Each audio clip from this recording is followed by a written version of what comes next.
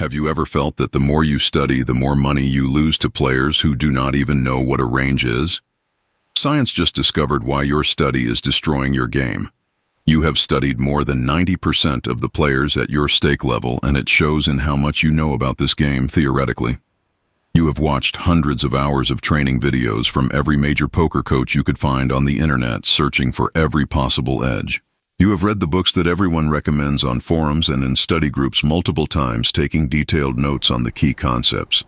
You have run solver simulations until your computer overheated, analyzing thousands of different spots and board textures. You have memorized preflop charts for every position and stack depth combination that exists in the games you play. You have taken detailed notes on thousands of hands, analyzing every single decision point, looking for leaks and improvements. You have done absolutely everything the poker education industry told you to do to become a winning player at this game. And you have done it with dedication and consistency that most players never achieve.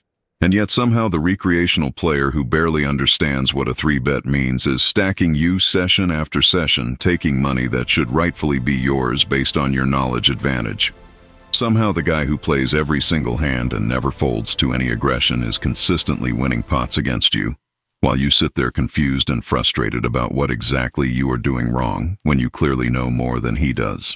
Somehow your graph keeps going sideways or trending slowly downward, while players who study half as much as you do seem to print money effortlessly without any of the theoretical knowledge you have accumulated over months or years of dedicated work.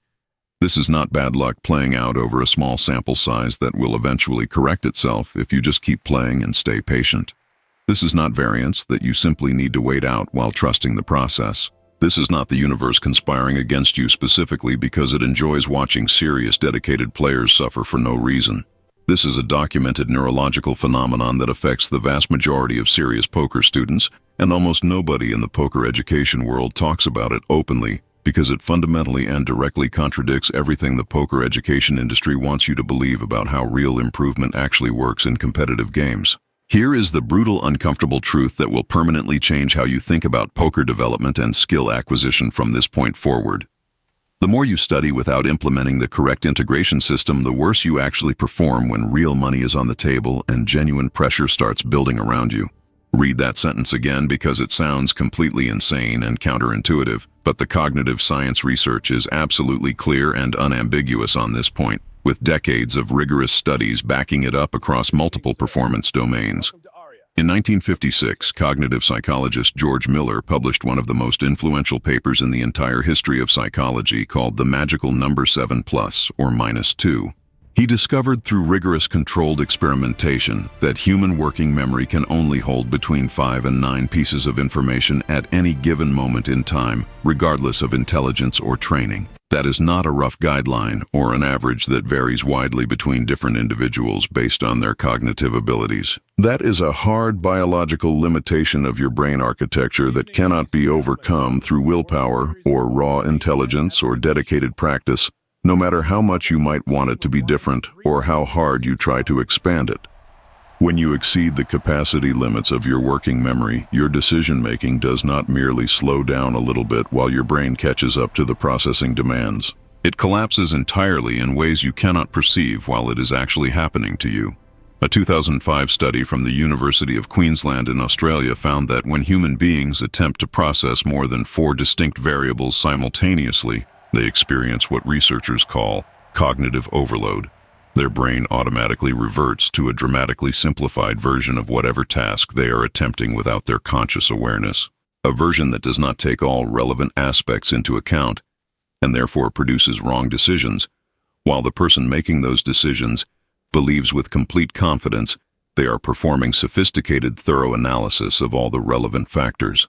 In other words, people start making choices based on incomplete, fragmented information, while feeling entirely confident that they carefully considered everything important before deciding. Now think about what happens every single time you sit down at the poker table after a heavy study session with fresh concepts and frameworks floating around in your conscious mind, competing for attention. Before you started studying seriously, you would make decisions in 2 or 3 seconds, based on simple automatic pattern recognition that your brain developed naturally through repeated playing experience over time. The decisions you made were not theoretically optimal according to solver outputs or training content, but they were fast and decisive, and your brain could execute them cleanly without any internal conflict or hesitation slowing you down or creating doubt. Now, after hundreds of hours of dedicated study across multiple training sites and coaches, you have 12 or 15 different considerations running through your mind simultaneously on every single decision you face at the table. And while the timer on your time bank screams in your ear, your brain enters total collapse. What is the GTO play here? What does the solver say? What is the field tendency? What is his range?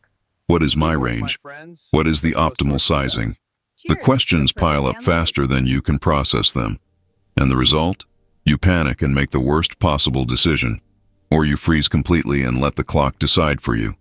And the pressure is building inside your chest, and other players are waiting impatiently for you to act, and you can feel yourself starting to panic internally because you know the answer is somewhere in your head from all your studying, but you simply cannot access it fast enough before your time expires, and you are forced to make a rushed decision anyway.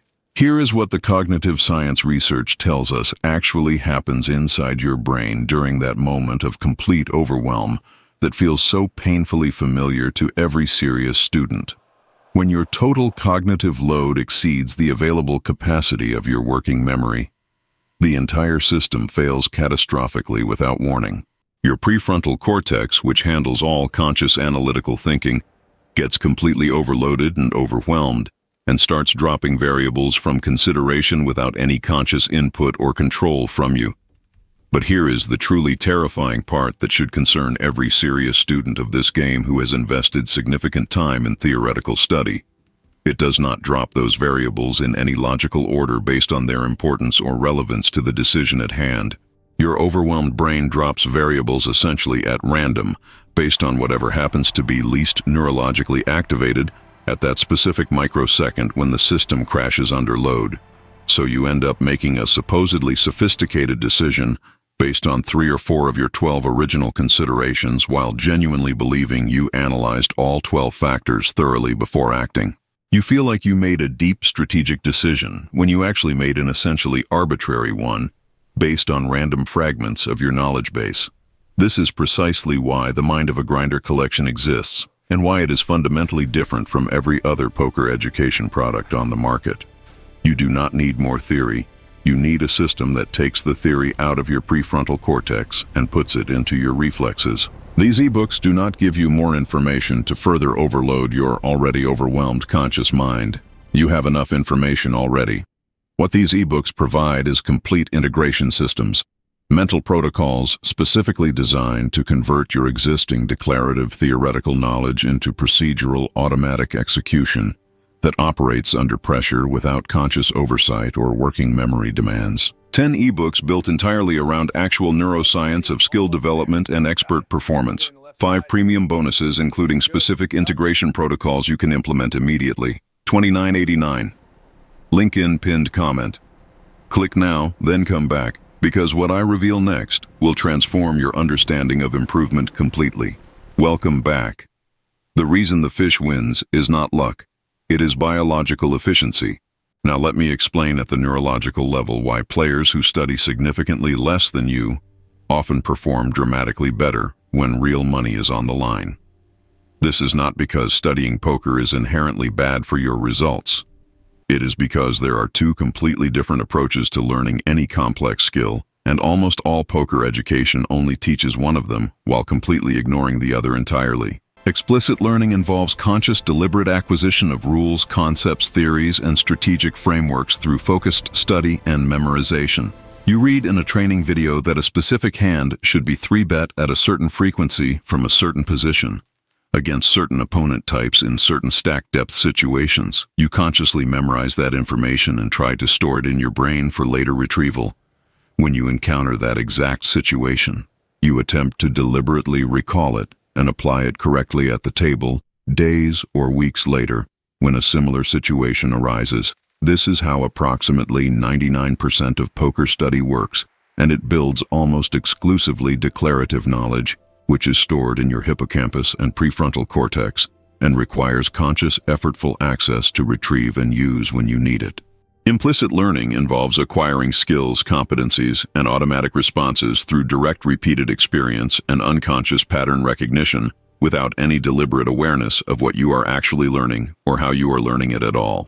You play tens of thousands of hands over months and years, and your brain automatically starts recognizing recurring patterns and building intuitive automatic responses to common situations without you ever consciously articulating what those patterns are or why you respond to them in the specific ways you do. Research published in the prestigious academic journal PLOS One systematically compared explicit conscious learning and implicit unconscious learning approaches for developing motor and cognitive skills under pressure, and found remarkable important differences in how the resulting knowledge actually performs under real stakes and real stress. Skills that were learned implicitly through direct experience are significantly more resistant to psychological pressure in high-stakes situations than explicitly learned skills. They remain stable and reliable even under significant physical and mental fatigue that would degrade explicit knowledge access. They are more durable and persistent over extended time periods without requiring refresher study. And they transfer far more effectively to novel high-pressure situations than skills learned through explicit conscious study of rules and theoretical concepts. The recreational player who just plays poker by feel and gut instinct without any formal study has developed primarily implicit procedural knowledge through thousands of hours of direct pattern exposure at the tables over years of playing casually. He cannot explain why he makes certain decisions in theoretical terms, and he would fail any formal poker strategy test you administered to him. But his automatic unconscious pattern recognition system is fully operational and functional under pressure because it was never dependent on conscious deliberate access in the first place. It just runs continuously in the background, doing its job automatically regardless of how stressed or tired or distracted he might feel in any given moment. You, on the other hand, have developed primarily explicit theoretical declarative knowledge through all your dedicated studying and content consumption over months or years. You can explain optimal strategy perfectly and in extensive detail in any post-session discussion or strategy forum debate with other serious players.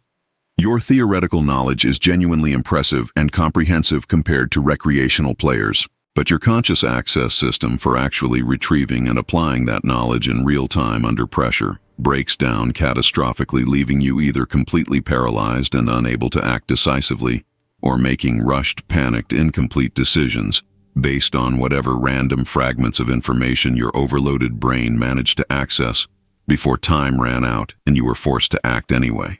The cruel irony that almost no poker educator will ever tell you openly is that by studying so much explicit theory so intensively, you may have actually suppressed and interfered with the natural development of your implicit intuitive pattern recognition systems that would otherwise develop automatically through playing experience. Research on the knowing-doing gap, published in neuroscience journals, found that declarative knowledge stored in the hippocampus and procedural knowledge developed in the basal ganglia are built through fundamentally different neurological processes that can actually compete with each other for development resources and attention. Excessive singular focus on building one type of knowledge can actually interfere with and inhibit development of the other type, creating an imbalance that hurts performance under pressure. Here is where the cognitive science becomes even more uncomfortable and challenging for serious, dedicated students to accept and internalize. The more consciously you monitor and analyze any skilled performance while you are actively performing it, the worse you perform at that skill overall. This is called the explicit monitoring effect in the academic cognitive psychology literature, or more commonly, paralysis by analysis in everyday conversational language that most players are familiar with. A landmark study published in the Journal of Experimental Psychology demonstrated conclusively that when skilled performers pay conscious, deliberate attention to the step-by-step execution of a well-learned skill, their performance deteriorates significantly and measurably compared to when they just let the skill execute automatically without conscious oversight. The researchers used functional MRI brain scanning technology and found that choking under pressure is directly and consistently associated with dramatically increased prefrontal cortex activation across all subjects. This means the conscious analytical thinking brain is actively interfering with and disrupting the automatic procedural systems that should be running skilled performance smoothly without any conscious oversight or intervention required. Think about what happens neurologically when you type on a computer keyboard after years of practice building automatic typing skills. You do not consciously think about where each individual letter is physically located on the keyboard before pressing it. Your fingers move automatically and fluidly, while your conscious mind focuses entirely on what you want to communicate through your typing. The mechanical execution happens completely in the background, without your conscious awareness or attention at all. Now imagine trying to type a document while deliberately monitoring the physical location of every single key on the keyboard before each keystroke. Your typing speed would collapse to almost nothing compared to your normal automatic performance. Your error rate would skyrocket dramatically. You would perform far worse than someone who just started learning to type yesterday and has no automatic skills to interfere with their conscious monitoring.